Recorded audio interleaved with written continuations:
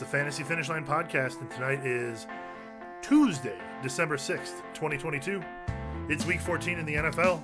And we're going to do some hot takes, some hot wings.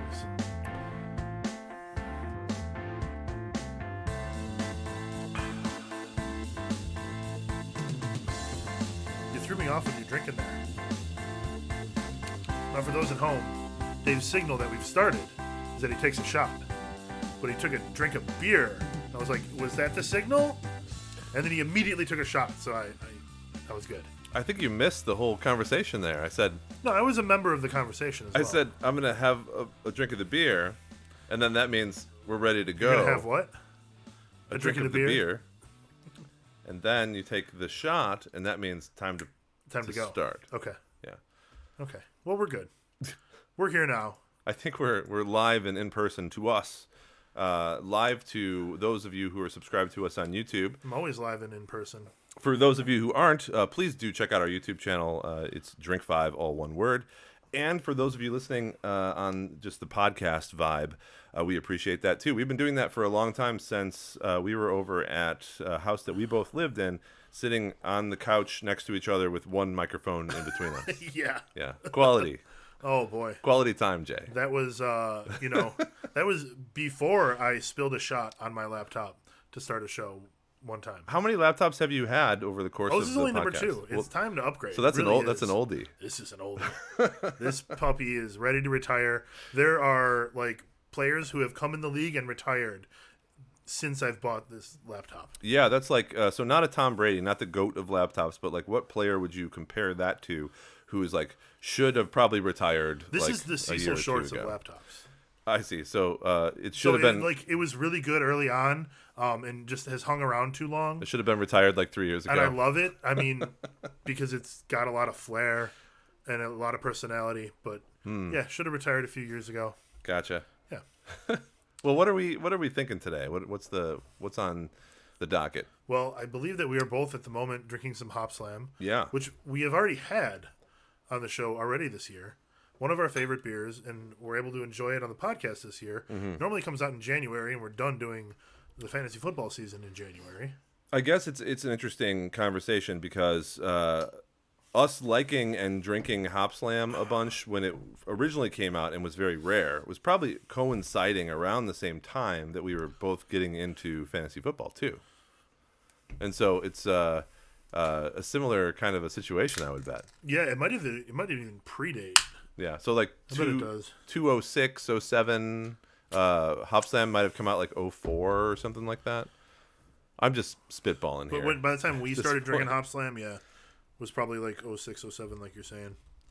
So, and then I just cracked open this beer that I've been trying to drink on the show for the last, I don't know. You got a lot of 4 or 5 weeks. There. Yes. Well, I'm trying to drink it today, too. It's not working out. It's called Invited Concept, Modern Dune. I don't know which of those goes first. DDH Lager from Motueka Southern Cross. Mm-hmm. Those must be the types of hops. So it is brewed and bottled in Chicago from the Artisan Fermenta Project. I wonder if that is the sort of what was the collective craft beer collective thing that we saw at that beer fest we went to? Do you remember? No, sorry, I do not. Uh-oh. I do not. Oh. You just got to drink the foam, man. I'm going to not drink the foam if I don't have to. And I don't think I have to, so I'm just going to let it chill for a minute. All right. This is great content. Well, apparently Hop Slam Ale Double India Pale Ale came out in the early 2000s, and so I don't have a specific date, but the idea is that when we were first starting to drink beer in general, Hop Slam was there for us to be like, why don't you move up to the upper echelon of beer and see what happens if you drink a 10% IPA that's brewed with honey, made from Kalamazoo, Michigan brewery. Yes, and thus a life of drinking excellent beers was, begun. Better than the alternative, a life of drinking Busch Light, not what I'm looking forward to as a person. Yeah. So we did forget to bring our reward for last week. We did bring our punishment, though. Oh, maybe we could get half of one of those things in the box upstairs. Yeah, just little pieces maybe. We'll find out. It's not super important, but maybe. So anyways, last week we did a bunch of starts and sits, 2 starts and a sit each. And we did well on a couple of guys, and we did worse on more. I will take credit for the win on telling you to sit Kirk Cousins. Didn't scored less than 12 points.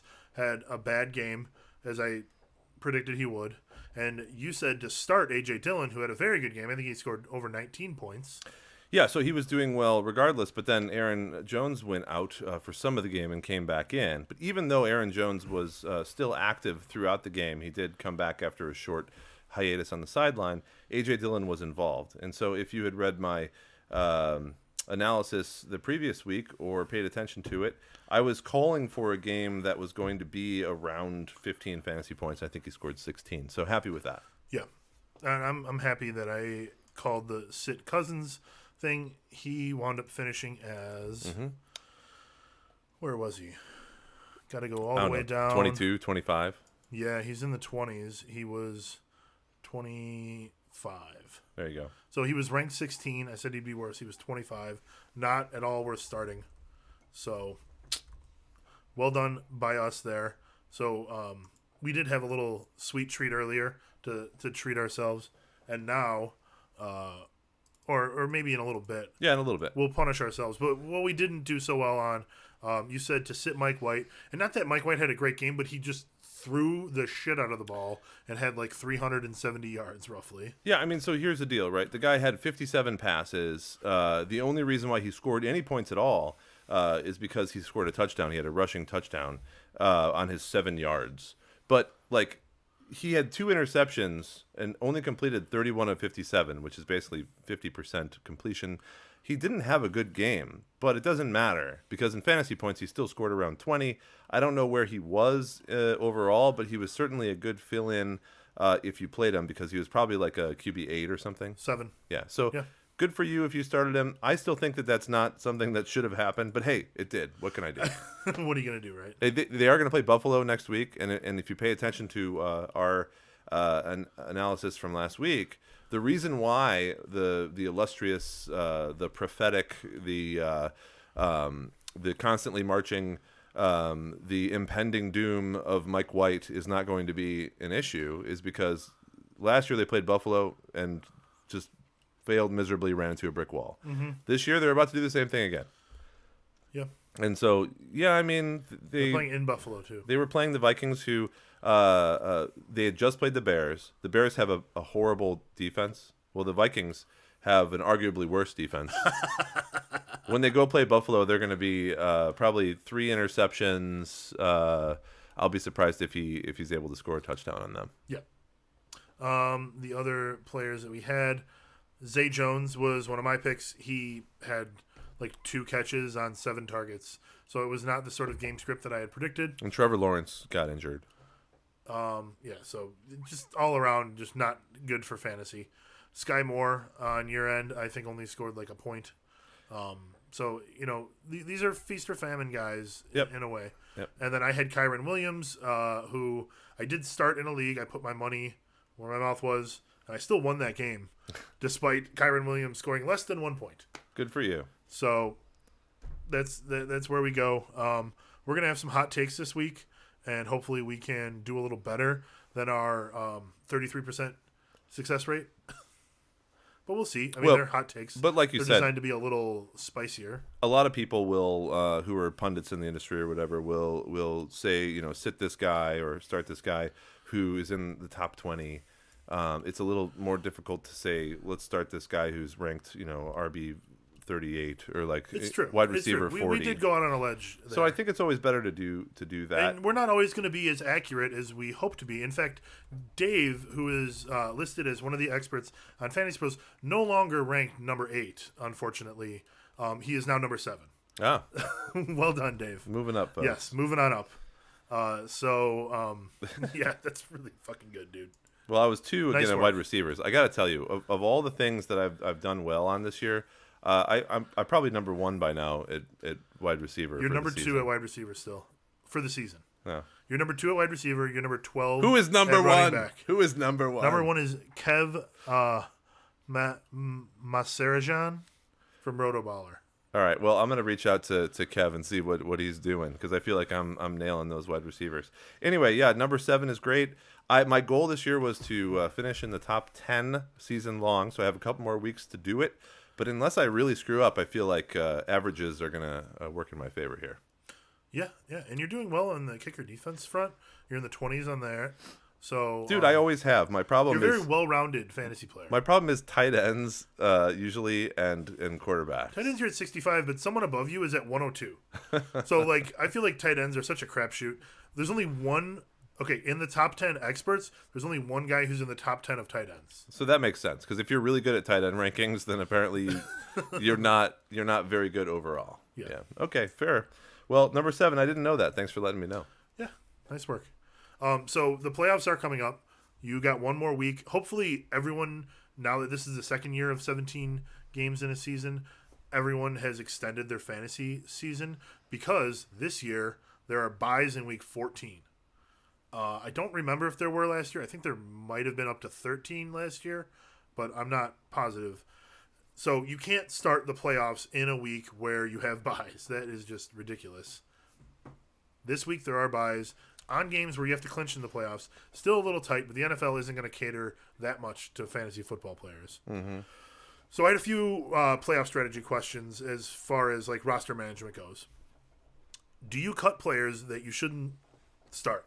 So like if there's someone who has a bad matchup for the next 3 weeks, or they're injured and might not come back until like the end of the season, like a Cooper Kupp or someone like that, do you just cut them now?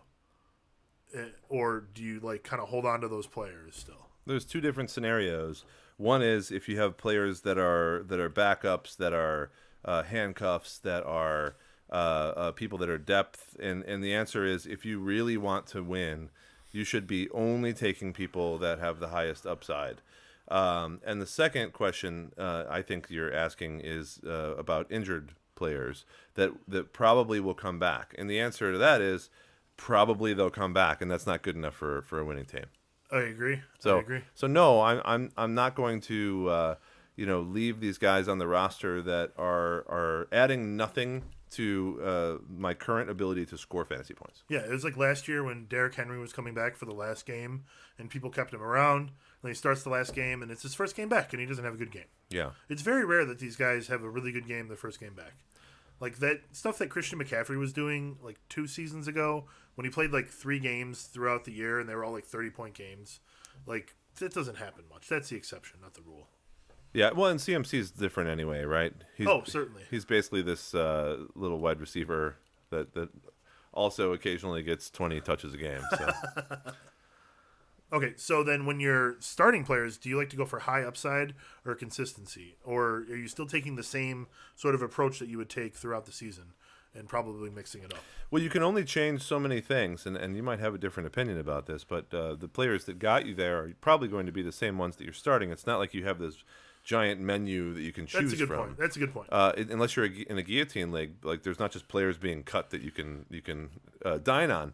But to answer a bit of that, I would say that in general, you are always striving for consistency in every single week of the fantasy year, except for in the last 2 weeks of the playoffs, in which case you're going to play all the guys that have the highest possible ceiling. Yeah, that's how I look at it. Because how dumb would you feel if you had a couple guys on your team that scored 40 points and you didn't play them in the championship? Yeah.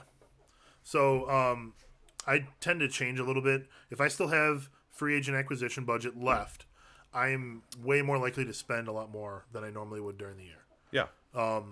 Where I might bid like up to $5 on a defense, I'll go 10 or 11.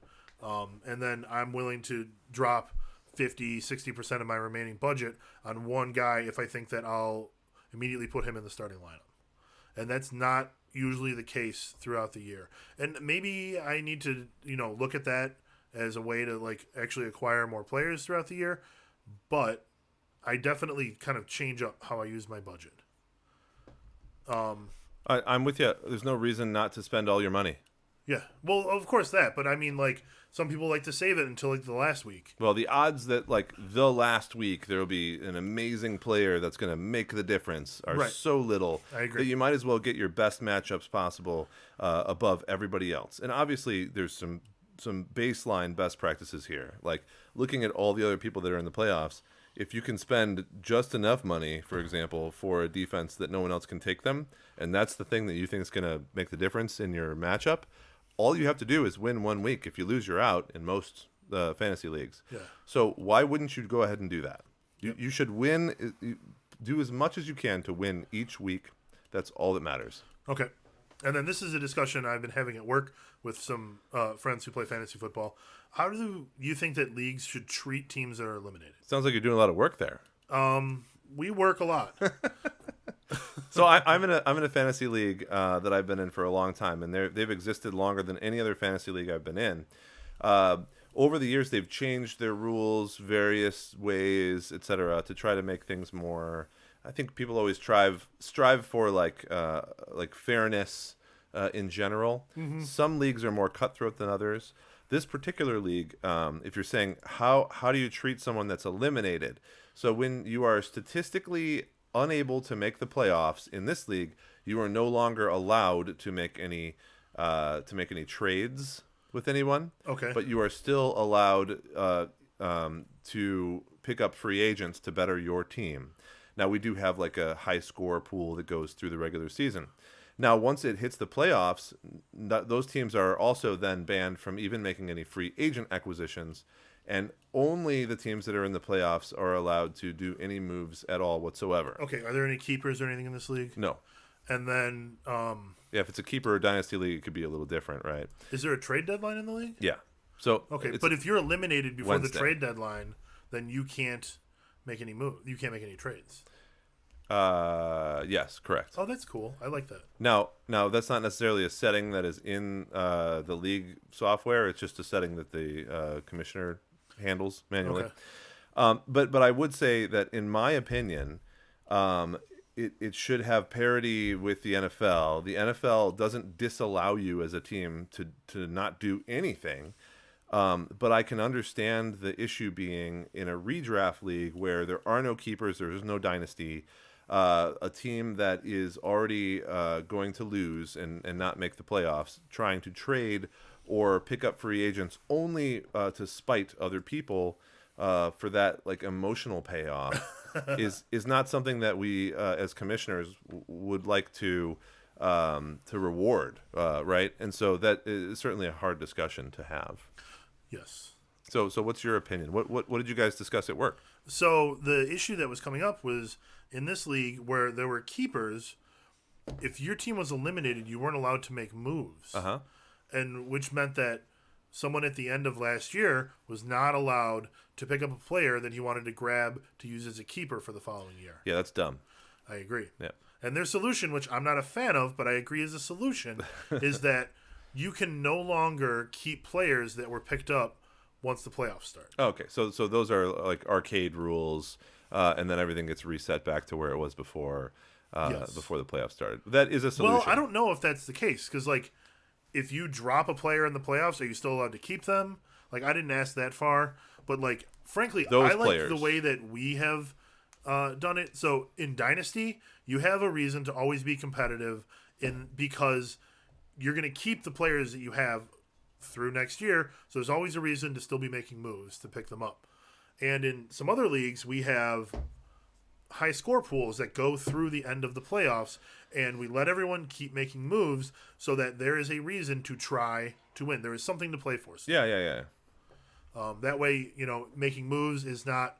I mean, maybe people don't like it, but that's too bad because there's a reason to do it. There's a competitive reason to do it still.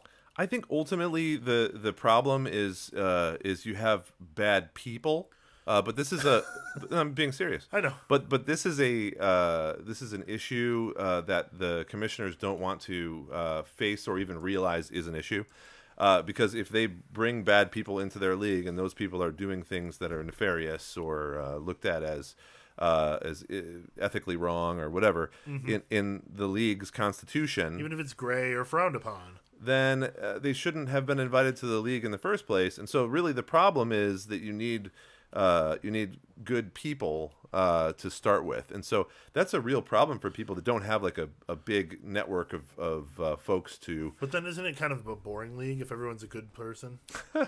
I'm not saying you can't be a villain, man. You know, I've certainly had villainous actions, and so have other people.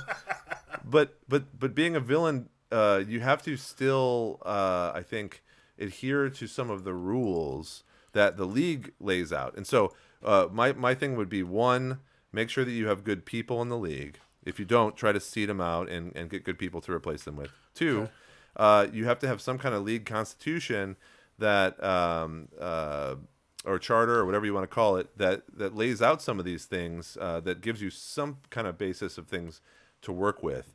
And three, you should simply be having some kind of conversation with people in your league about, like, what do you think could be the major issues and how could we fix them? Yeah.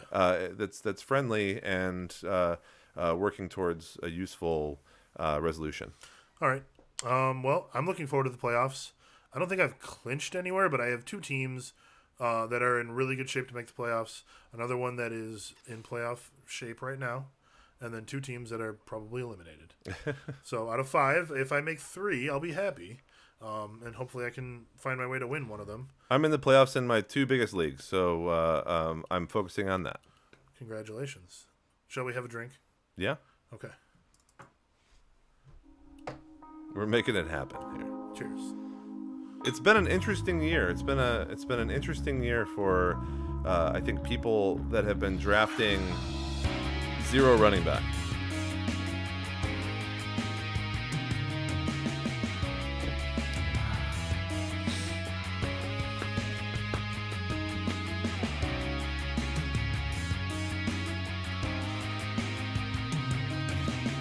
Enjoy.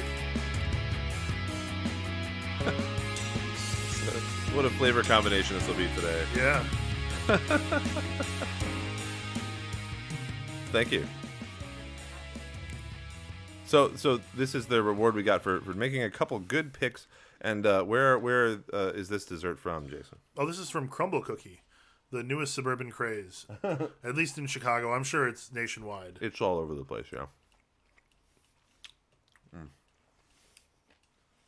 But a very good place, which apparently you can enter and you are not addressed at all whatsoever. Treated as just a consumer to take the box and go home.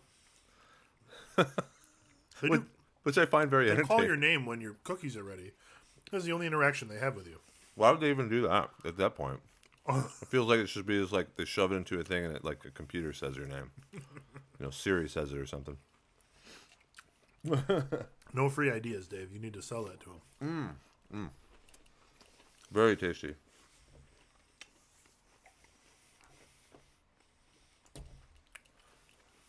And so if we're talking about all of these strategies, etc., I've wanted to do, we've talked about this before too, some kind of a commissioner sort of podcast. And maybe we can do that sort of a thing next year as part of what we're already doing. And we'll talk about that. Okay. But what do we have queued up right now? Apparently the music still. Anyways, we're going to do some hot takes. We've got some hot wings. What are the sauces that we're going to have for the hot wings, Dave? Do you want to talk about them as we're having them, or would you prefer me to go over them? Well, I think Okay. we each have a take. So you can give your first take. I'll give my first take. Just give us the first sauce. So I have 2, and you have 3 if we're adding them all up, right? Yeah. So what I think I'll do is maybe we can both eat the hottest one during my red hot take, which I think is a red hot take.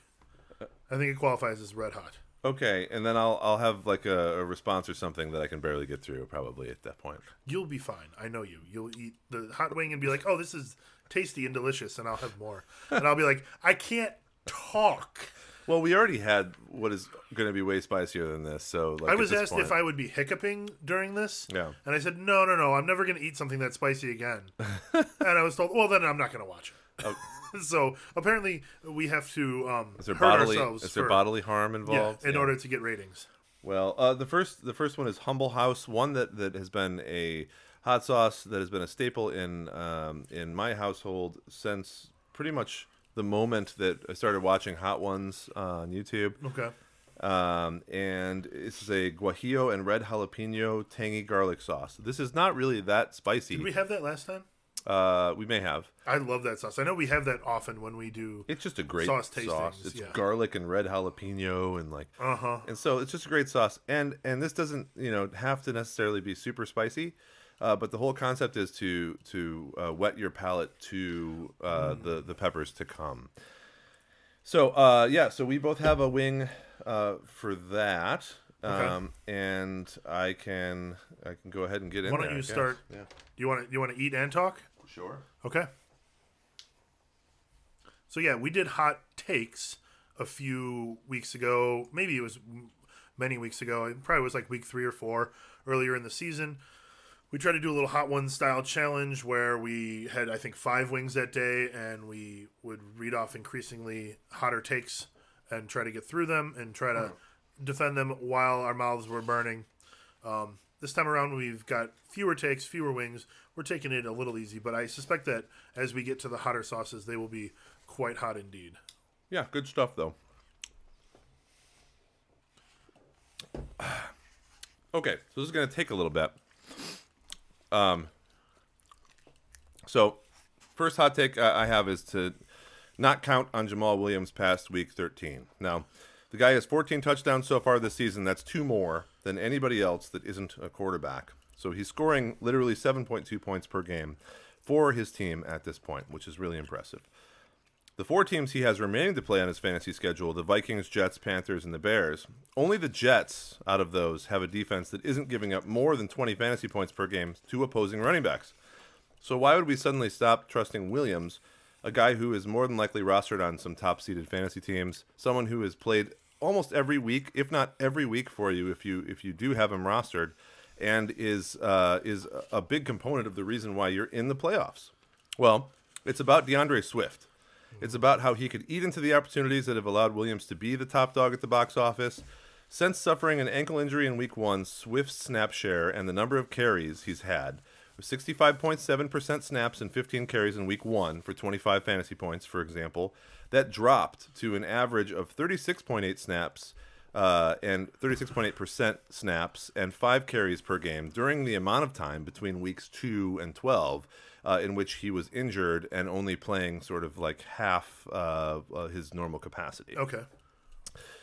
Only now that Swift has been taken off the injury report, has no designation to talk about, have his metrics come back to normal. So in week 13, just last week, he logged a 51.4% snap share and 14 total carries for 19.1 fantasy points, which is back up to almost where he was in week 1. So when you look at this, it's a literal bell curve of exactly what happened to him. Injury, not coming back, in games, but not really performing to that level, and now back up. Okay.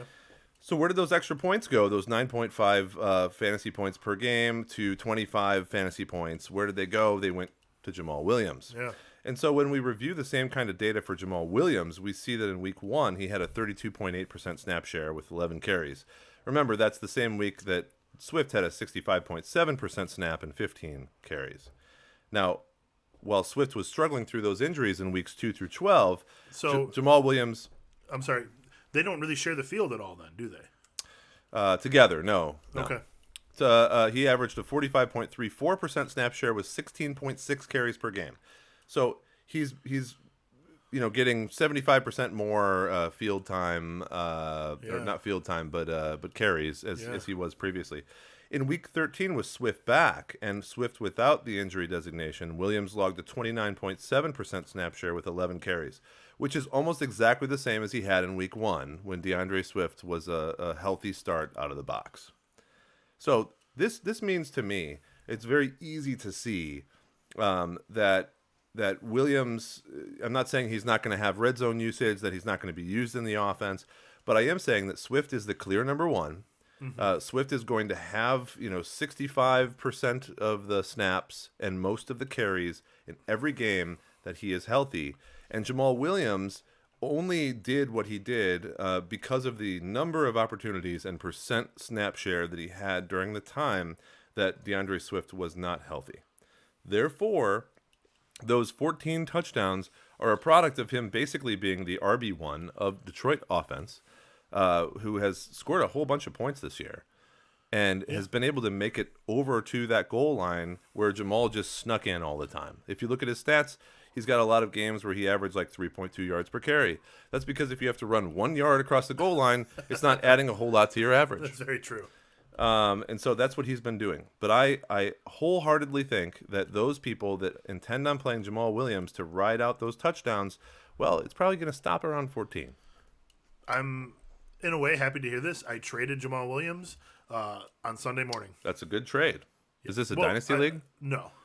A redraft, fine. Redraft. Yeah. But you're trading a guy at the highest point that he was at to where he's going to come back to. I traded him for Chris Olave, who proceeded to like have balls bounce off of his face instead of catching them. So it wasn't a great sign. He had catches though. But I'll take it. Yeah, I'll take it. Dude, how did you make that trade? That's an amazing trade. It was offered to me. Yeah, that's terrific. I woke up on Sunday morning and I saw that I had a trade sent to me, and like I didn't hit accept immediately, but I only waited about 5 minutes to hit it.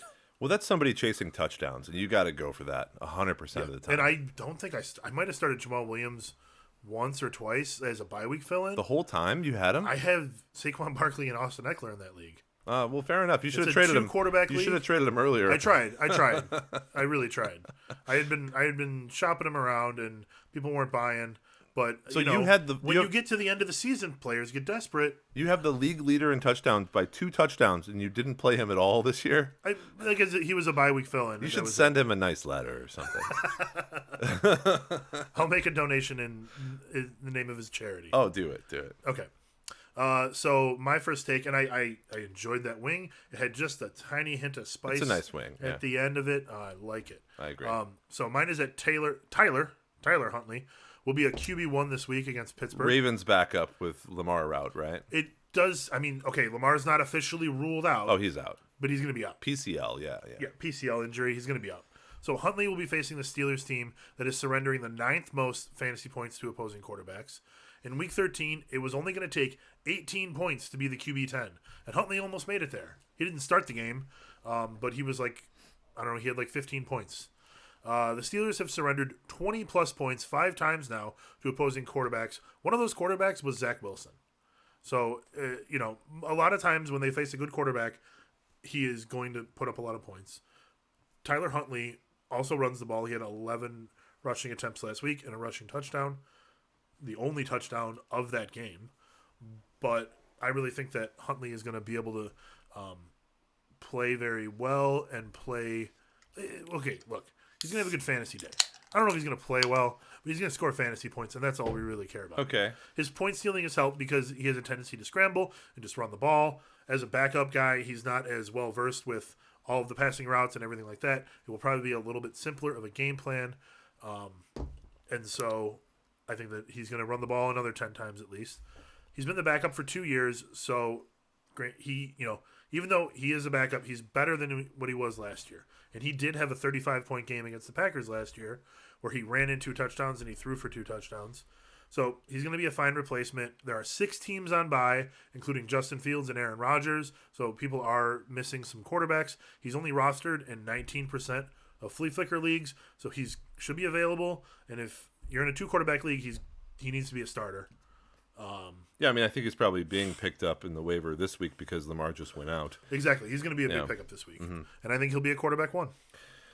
So it's a take. It's, a warm take, borderline hot, because a backup quarterback being QB1 I think is, not always going to happen. Well, I don't disagree with you. The one thing I would say is that being a Steelers fan is that T.J. Watt was not available for most of the season, which probably cut down on a ton of QB pressures, which probably is he back? Yeah. Okay. And so there's a T.J. Watt now, but Kenny Pickett, rookie quarterback, and the Steelers just doing okay. They've won the last 2 games. And they could technically beat a Ravens team with Tyler Huntley, but I would expect Tyler Huntley will be able to throw like at least one long touchdown against them and score 20 If the points. Steelers are putting up points, then that's all the more reason for Tyler Huntley to be able to score fantasy points. I agree with your take. Yeah. Yeah. Okay. What do you got, Nat? Do you want me to do my quick hits really quick, and then we'll do our final. Do you have two? I have 3 little quick ones, and then the big red hot one for the end. So you got 2 wings. How do you want to break that up? You want to take one before the quick hits, and then why don't you tell us what the next sauce is? Because I don't know what I'm eating.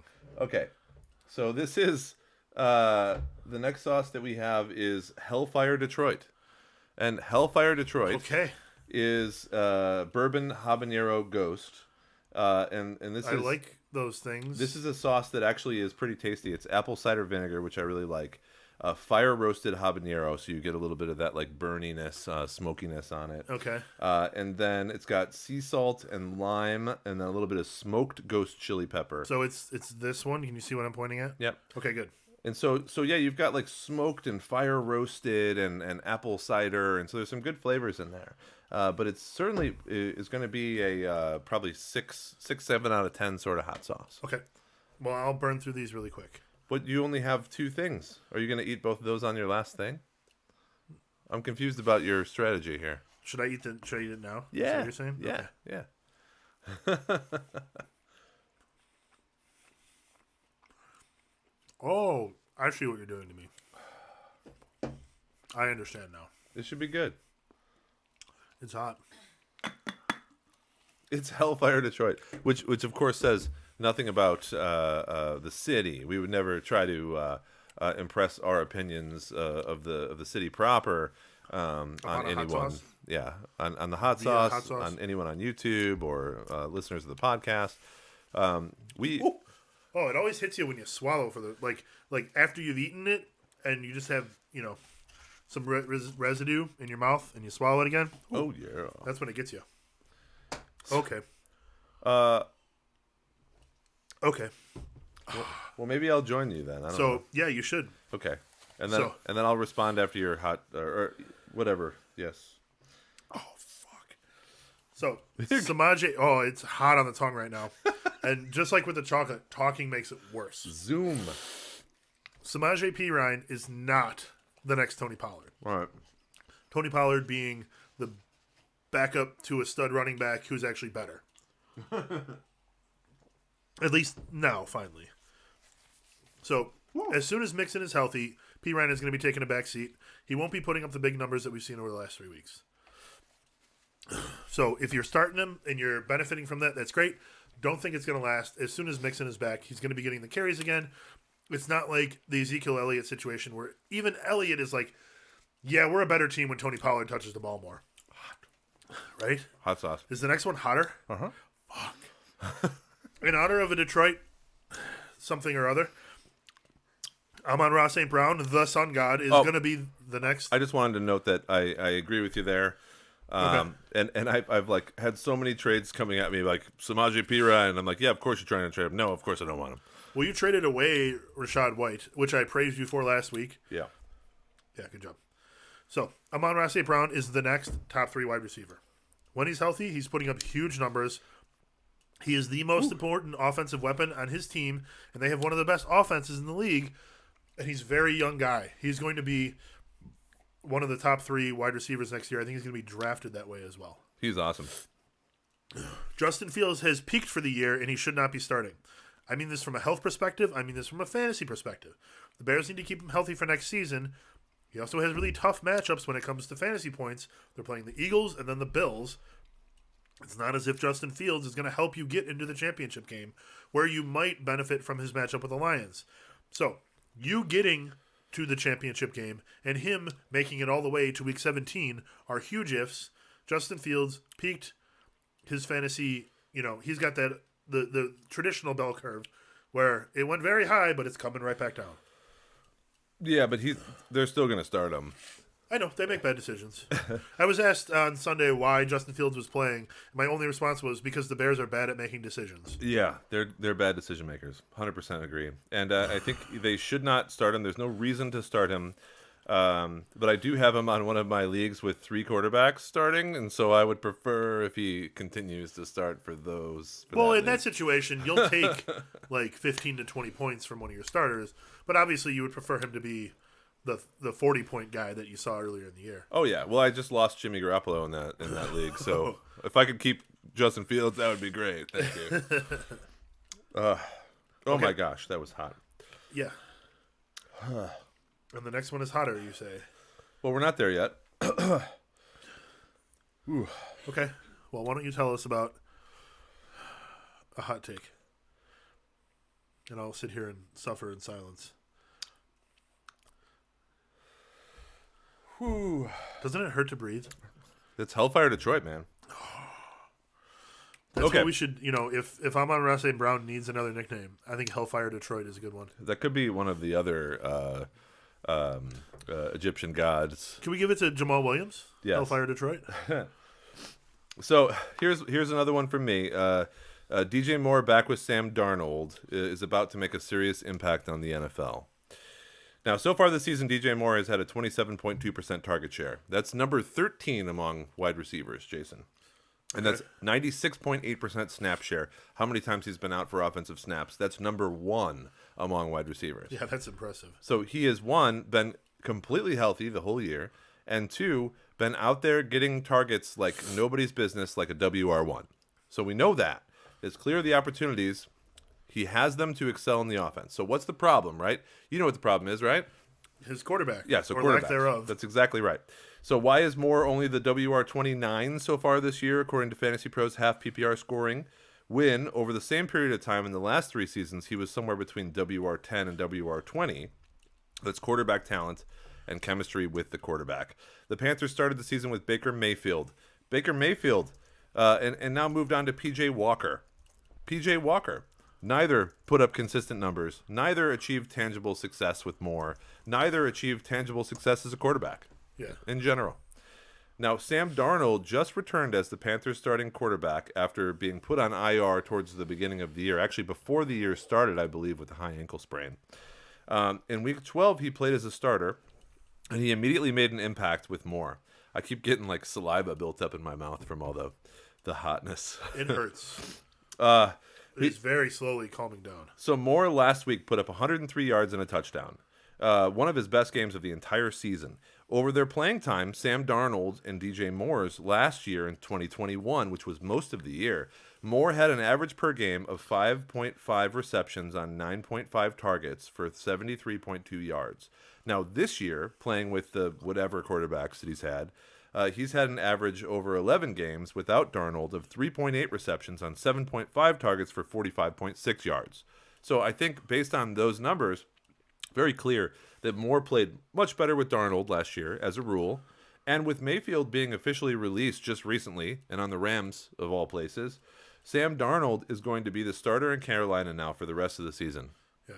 So what Moore needed was a better, more consistent quarterback with chemistry with Moore. That is what he now has. No Christian McCaffrey there is also only better for Moore, in my opinion. Now, all this means that Moore's fantasy value should increase a good 10 to 15 spots immediately. That makes him a borderline WR1 for the remainder of the season. His next game is against Seattle. They're one of the better teams against wide receivers. Granted, not the best, but one of the better. But for the first 2 rounds of the fantasy playoffs in week 15 and 16, Moore is going to go up against Pittsburgh, who's currently the second worst against fantasy receivers, and Detroit, who's the 4th worst against fantasy receivers. Yeah. So DJ Moore has a great lineup of matchups in the fantasy playoffs with a quarterback that he has history with in an offense that he will surely be getting passes because, they are not winning the games. So this all lines up to be really good fantasy fodder. And I, in any league possible, am going to be trying to acquire Moore, or if I have him, I'm going to be trying to make a spot for him on my roster. Okay.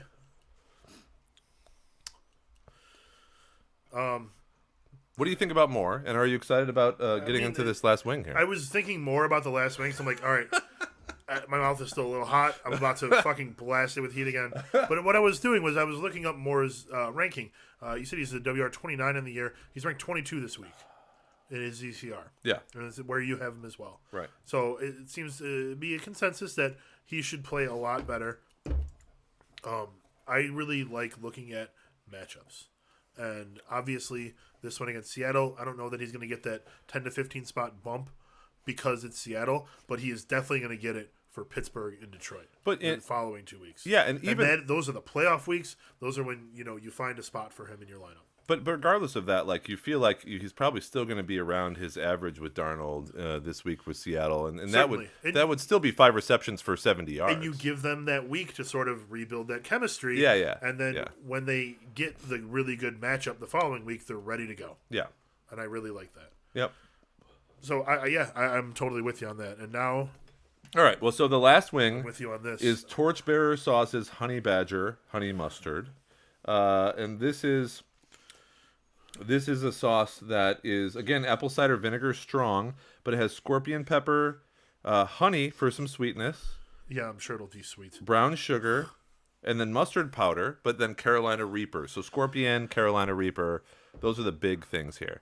Now, you go ahead and eat it and do your thing. I'm going to then eat this halfway through, and then I'll talk a bit mid and after you're done. And then we'll go deal with our scorching hot mouths, shall we? And I want to congratulate Jason also for being my partner in this for so many years, and only recently being able to, without any issues, say yes to all the challenges that are presented to him. And by the way, he's the Soda King. I shouldn't say, you might not want to say issues, but I don't have reservations. No reservations, as our friend Anthony Bourdain would say. Sure. Yeah. Okay. So let's hear the red hot take, which is so aptly named. Maybe I just kind of didn't lick my fingers and, oh, it's hot. Here it comes. Go for it, man. Go for it. The other one was the other one really hit you right away. Go for it, and I'll get in there. This one feels like it's still creeping. Go for it. So here's my red hot take of the week. I guarantee it's not less hot than the last one. Oh, you mean the spice of the wing? Yes. You're right. In fact, I'm going to have one more little nibble. He came back for it. I like the mustard. I'm not doing it justice if I don't hurt. The mustard sauces are very delicious. I really like the flavor of this one. Yeah. Okay. Don't start Christian McCaffrey in week 14. Wow. That is red hot right there. He's going to get to it, I promise. Oh, there it is. There it is. There it is. Woo! McCaffrey has a fantastic matchup in week 15. I'm not saying he's useless, but in week 14, he has to play the Bucs. They're giving up the third fewest points to opposing running backs. The 49ers are going to be starting Brock Purdy, and the results may not be that Purdy. And you can just turn it off now if you don't like that pun. I have no defense for that pun. I just can't help myself. Okay. And I agree. I admit that one made me groan.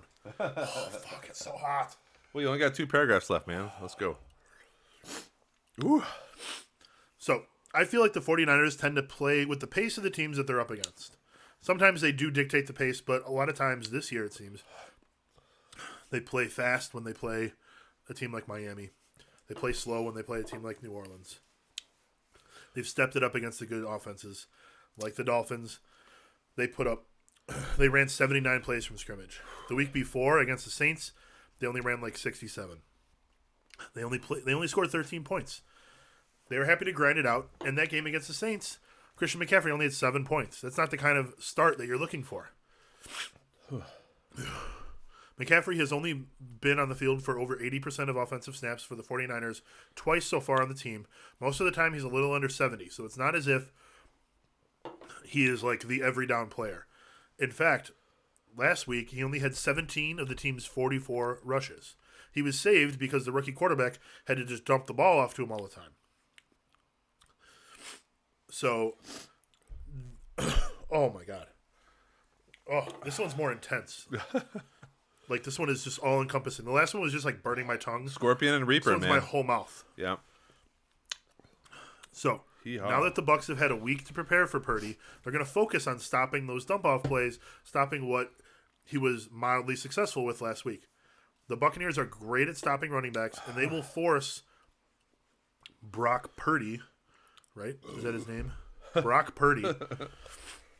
to beat them through the air with downfield passes. So you may see a little bit more from a Brandon Ayuk, a Deebo Samuel, but Christian McCaffrey, though he catches passes, he doesn't catch them downfield.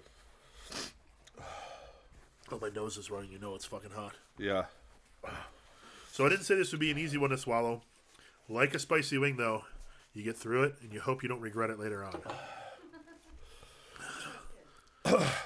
So I agree with you. Oh my! I think McCaffrey's going I to thought have. you were just going to be like, "No, you're crazy." I think McCaffrey's going to have a lot of trouble, and a lot of that is because they have Purdy, who's going to be the guy.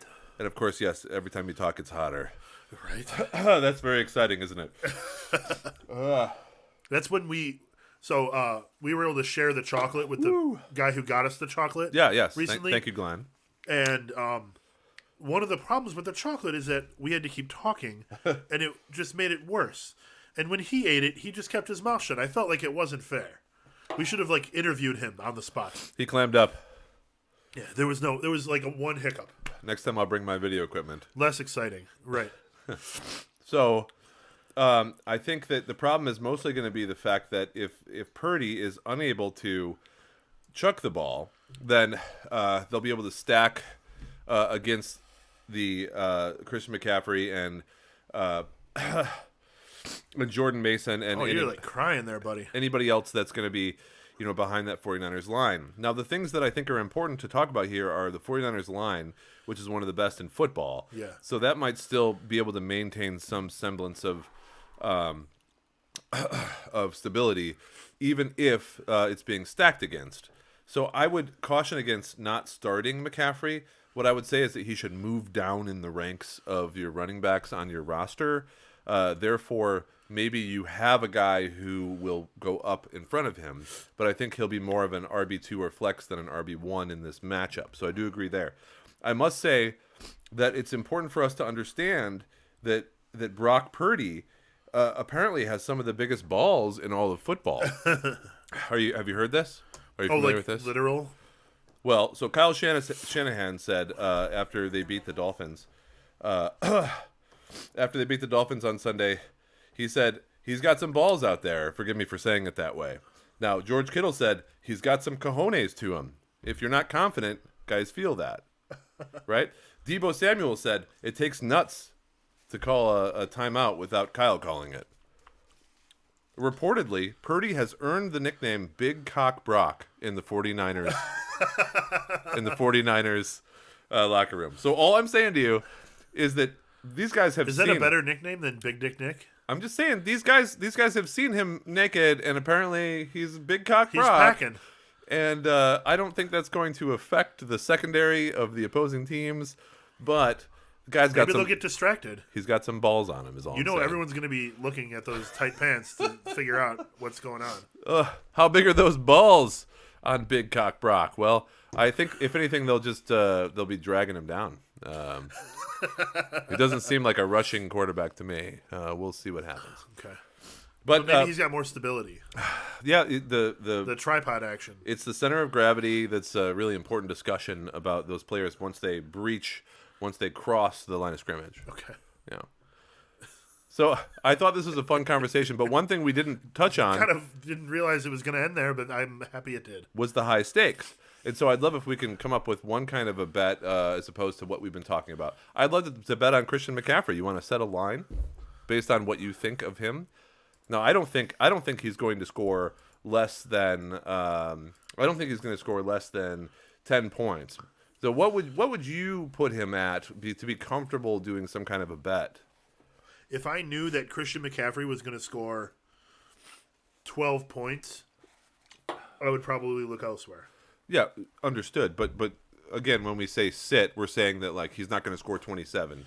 He's going to score 12, right? That's what I'm saying. Okay. I'm saying let's set the line at 12.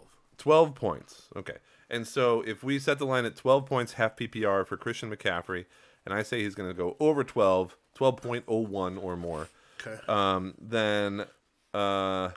Then what are we betting on? Hot wings? Scorpion peppers, just eating them raw. What are we doing here? Pizza? During the show. You want something easy? How about hot dogs? Hot dogs. We're doing hot. We're not going to eat them during the show. It doesn't really flow with the show as much. Going out for hot dogs? We'll go out for hot dogs. Okay. Why not? Well, I love hot dogs, man. I know you do. I'm into hot They're dogs. good. Hot dogs are good. We went on a hot dog Put some tour. mustard on it. I know. Just recently. Yeah. Like 2 years ago. 2 years ago is recent when you're 40. 2020 COVID hot dog tour. All right. It was something. All right, hot dog bet. We'll say Jessica and I will take you guys out for hot dogs. Okay. Fantastic. I got dragged into this. Okay. Otherwise, vice versa, of course. Of course. Okay. Well, Dave, it's been a pleasure. My mouth is cooling down. I can talk again. Has it been a pleasure? Are you feeling better? Yeah, well, it's always a rush to eat something like that. I love the endorphins, man. I love it. That's why I do it. It's a rush, that's for sure. For sure. It's a Limelight 2112 kind of situation. Yeah. Dun, dun, dun, dun, dun, dun.